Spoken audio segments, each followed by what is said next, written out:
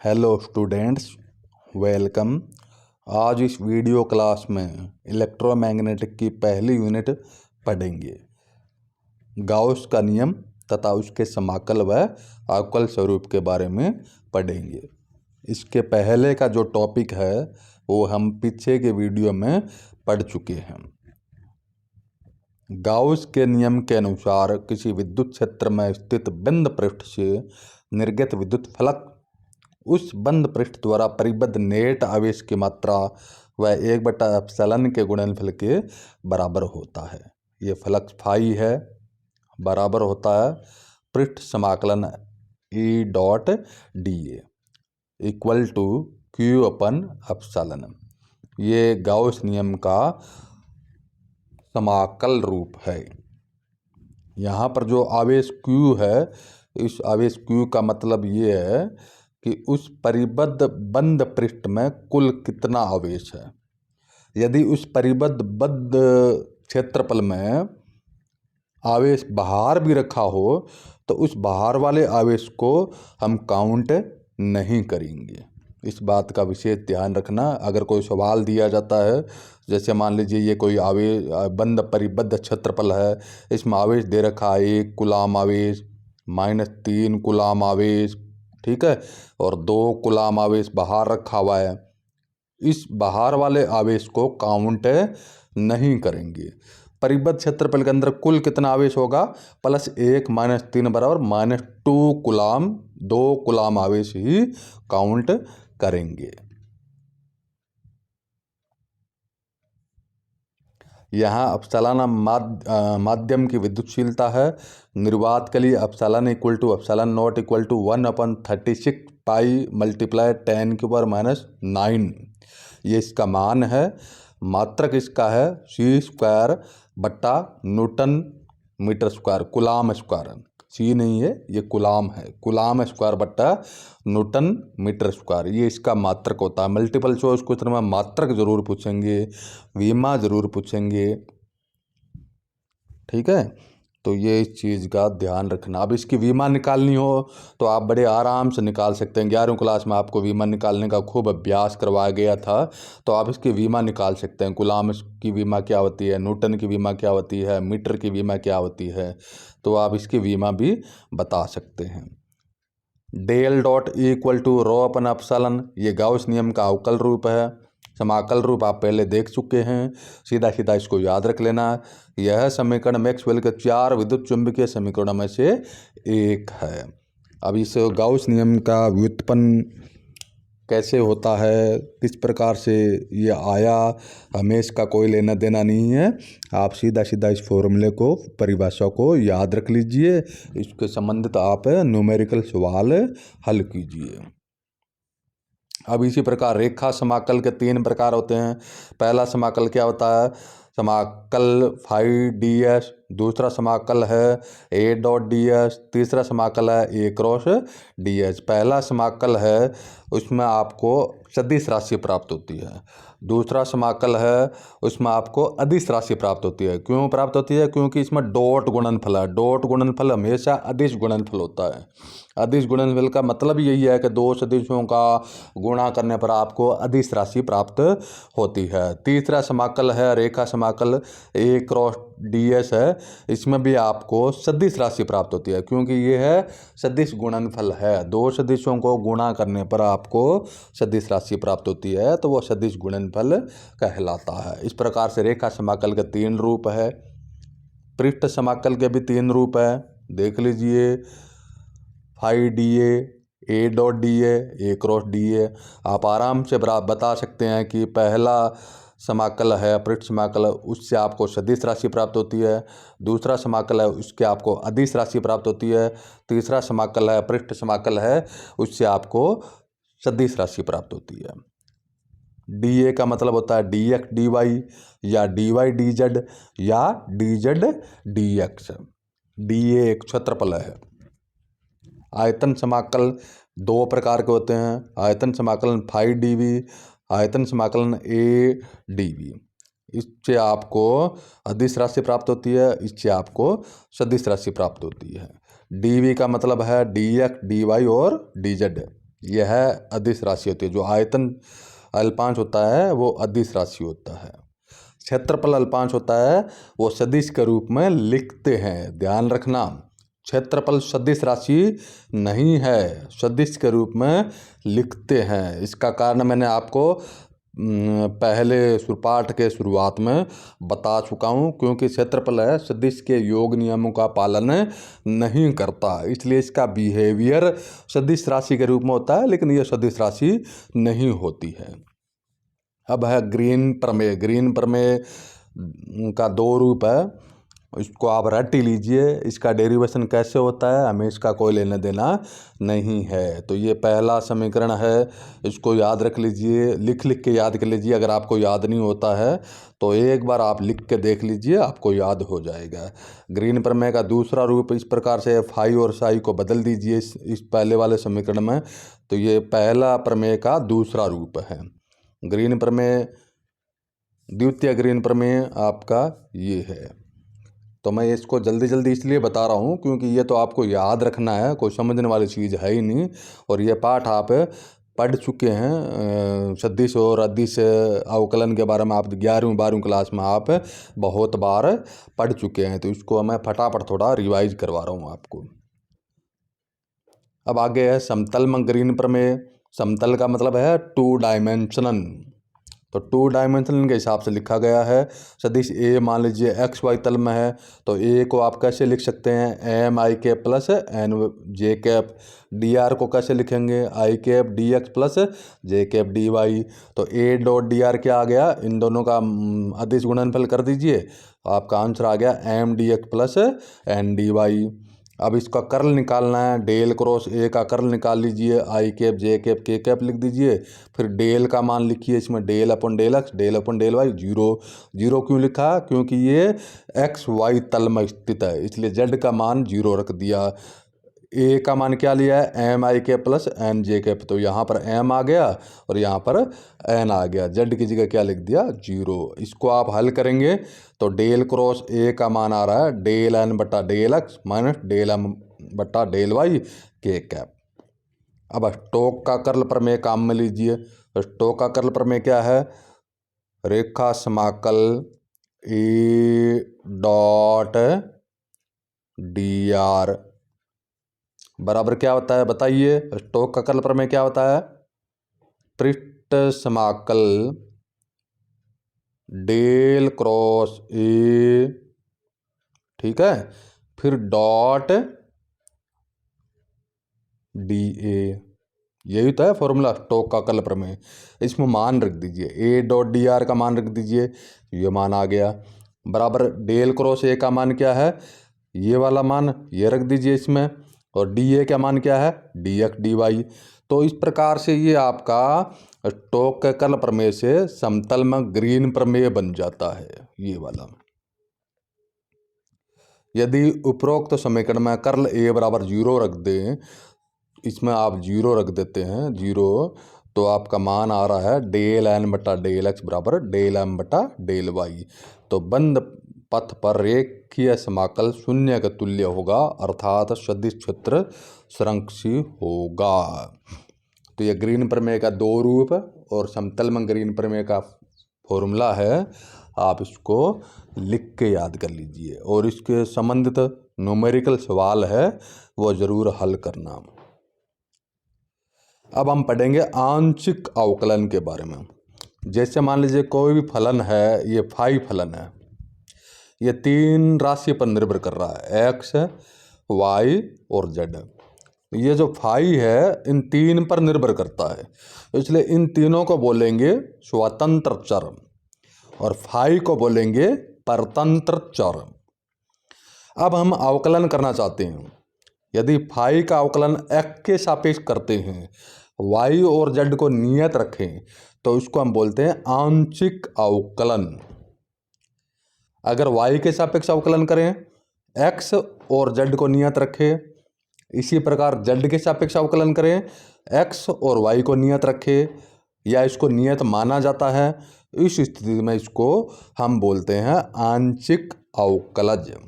अब इसका गणितीय रूप आपका आप इस प्रकार से लिख सकते हैं। जैसे मान लीजिए यहाँ एक उदाहरण दे रखा है कि u है x और y का फलन है। आप इसको ऐसे लिख सकते हैं u बराबर एफ एक्स वाई।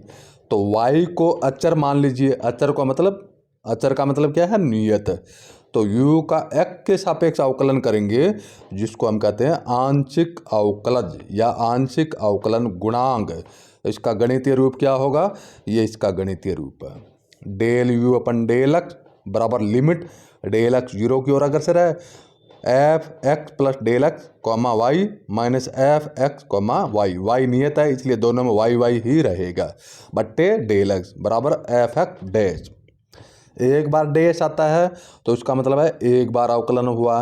दो बार डैश आएगा या दो बार एक्स एक्स लिखा जाता है तो इसका मतलब है दो बार हमने आंशिक अवकलन किया है।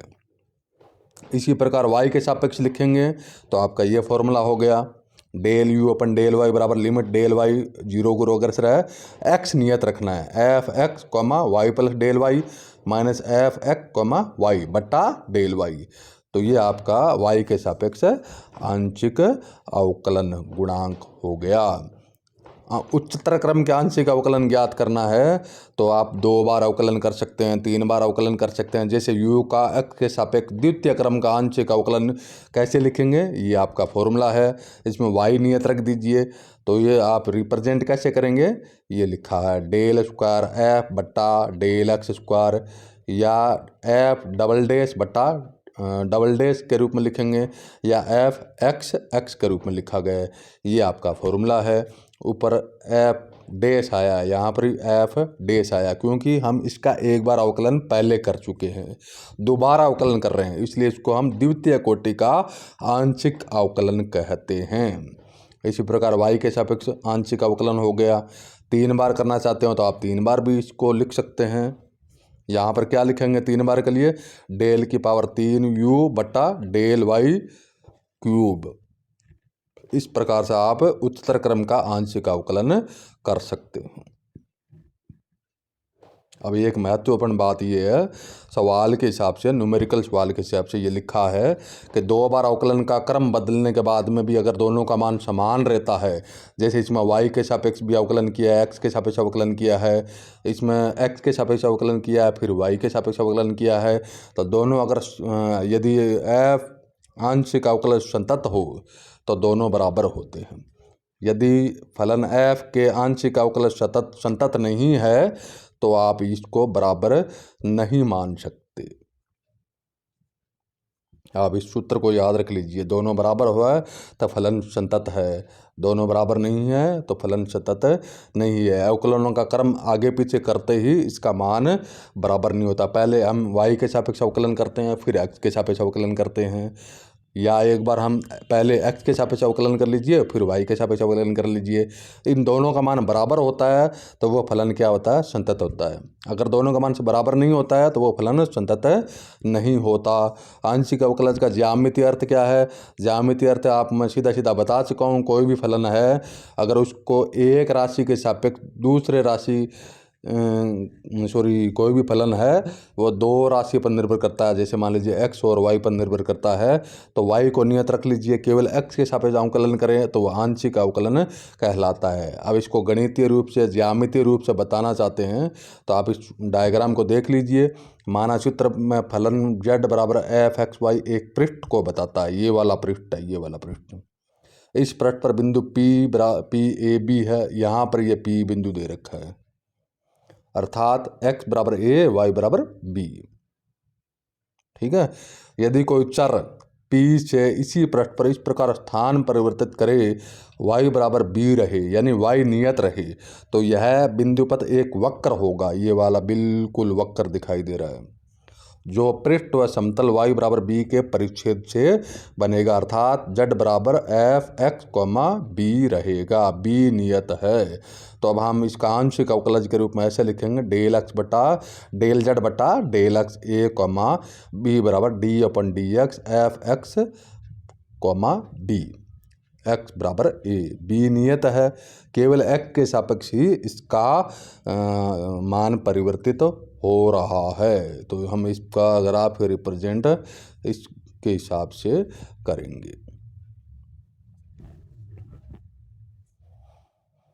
अब यह संपूर्ण अवकलन गुणांक का मतलब है, जैसे मान लीजिए u है, x और y का फलन है, तो एक बार x के सापेक्ष अवकलन कीजिए, दूसरी बार y के सापेक्ष अवकलन कर लीजिए और उनका योग कर दीजिए, वो संपूर्ण अवकलन गुणांक होता है। आप इस सूत्र को देख लीजिए, इन दोनों सूत्र को देख लीजिए। इस सूत्र में देखिए यहाँ लिखा है, यदि u तीन चरों x y z का फलन है तो संपूर्ण अवकलज क्या होता है, इसमें x के सापेक्ष अवकलन किया है, इसमें y के सापेक्ष किया है, इसमें z के सापेक्ष किया है। जब x के सापेक्ष करते हैं तो y z को नियत रखते हैं, जब y के सापेक्ष किया जाता है तो x और z को नियत रखते हैं, जब z के सापेक्ष करते हैं तो x और y को नियत रखते हैं। फिर इन तीनों को जोड़ दीजिए, ये संपूर्ण अवकलन गुणांक हो गया।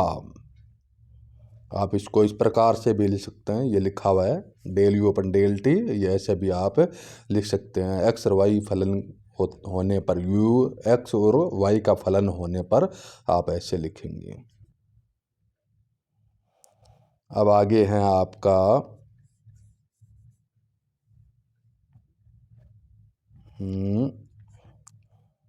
लाप्लासियन तथा पॉइजन इक्वेशन, पवासो समीकरण। आपको पता है कि विद्युत क्षेत्र और विद्युत विभव में क्या संबंध होता है, E बराबर माइनस डेल फाई या माइनस डेल वी। वी क्या चीज़ है, विभव, E क्या चीज़ है, विद्युत क्षेत्र।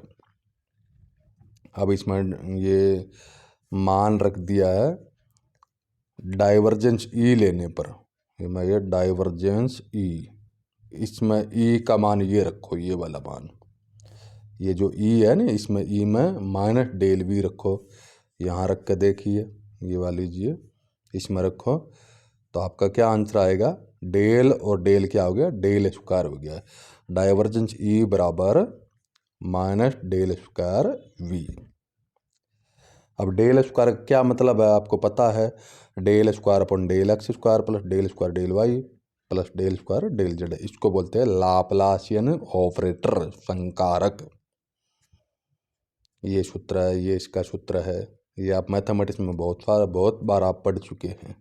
अब गाउस का नियम क्या होता है, डाइवर्जेंस E बराबर क्या होता है, डेल डॉट E बराबर क्या होता है, रो अपन अपसलन। ये मान 1 नंबर समीकरण है, ये ऊपर वाला 1 नंबर समीकरण है ये, और ये 2 नंबर समीकरण, दोनों को एक साथ कीजिए, ये आ जाएगा। ठीक है, यह समीकरण आवेश घनत्व रो व विभव के द्वितीय अवकलजों में संबंध स्थापित करता है। इसको पवासो समीकरण कहते हैं। इस समीकरण की सहायता से आपको सवाल में क्या पूछा जाता है, आवेश घनत्व रो पूछा जाता है। ई का मान दिया जाएगा या वी का मान दिया जाएगा, आपको पूछेगा आवेश घनत्व, तो आपको ये सूत्र काम में लेना है। यदि आवेश घनत्व नहीं हो, रो बराबर 0 हो, उस कंडीशन में क्या फॉर्मूला बन जाएगा, यहाँ 0 आने पर ये फॉर्मूला बन जाएगा। इसको हम कहते हैं लाप्लास समीकरण कहते हैं। लाप्लास समीकरण कहाँ काम में लेते हैं, कोई ऐसा क्षेत्र होता है जहाँ पर आवेश घनत्व 0 होता है, वहाँ पर विभव का मान ज्ञात करना या विद्युत क्षेत्र का मान ज्ञात करना, उस कंडीशन में ये लाप्लास समीकरण काम में लेते हैं। गणितीय रूप से न्यूमेरिकल में हल करने के लिए ये काम आते हैं। ये तो आपको मालूम होगा, ये तो पवासो समीकरण है, ये लाप्लास समीकरण है। ठीक है, अब इसका ये आपकी यूनिट पूरी हो गई है। ये एक उदाहरण दे रखा है, ये उदाहरण दे रखा है, 2 समावेश समांतर प्लेटों के मध्य अंतराल में विभव विद्युत क्षेत्र की तीव्रता ज्ञात करनी है, जबकि प्लेटों के मध्य आवेश घनत्व रो का एक समान आवेश वितरण है। इस प्रकार से ये प्लेट दे रखी है, ये ऊपर वाली प्लेट है, ये नीचे वाली प्लेट है। नीचे वाली प्लेट का विभव है φ1, ऊपर वाली प्लेट का विभव क्या है, φ2। इनके बीच में आवेश घनत्व रो है। तो ये इस समीकरण को हल करना है। इसको हल करने के लिए हम कौन से समीकरण काम में लेंगे, पवासो के समीकरण काम में लेंगे। ये आपके पवासो समीकरण, इसको हल करने पर जो आंसर आ रहा है आप इसको देख लेना, बड़े आराम से सरल तरीके से ये हल किया हुआ है। तो ये आपका विद्युत विभव का मान आ गया, और ये ग्राफ या रिप्रेजेंटेशन है, और ये आपका विद्युत क्षेत्र का मान आ गया।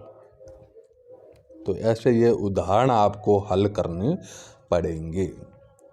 तो आपकी पहली यूनिट कंप्लीट हो गई है।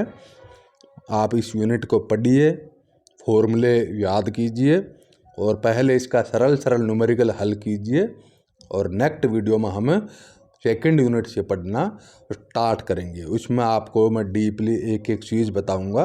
इस यूनिट में आपको थोड़ा जल्दी जल्दी बताया है क्योंकि आप इसके बारे में बार बार पढ़ चुके हैं। अगर मैं डिटेल में बताने लग जाऊं तो आप हो सकता है ये वीडियो देखे ही नहीं, सीधा ही आगे मतलब कहते हैं ना, जल्दी जल्दी आप इसको देख के बंद कर देंगे।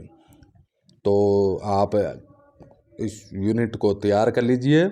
अगले वीडियो में हम सेकंड यूनिट से पढ़ना शुरू करेंगे। तब तक के लिए आप इस यूनिट के न्यूमेरिकल सवाल को हल कीजिए और मैं आपसे आग्रह करता हूँ कि आप इस मेरे वीडियो को सब्सक्राइब ज़रूर करें, लाइक करें, अपने साथियों को शेयर ज़रूर करना। बहुत बहुत धन्यवाद।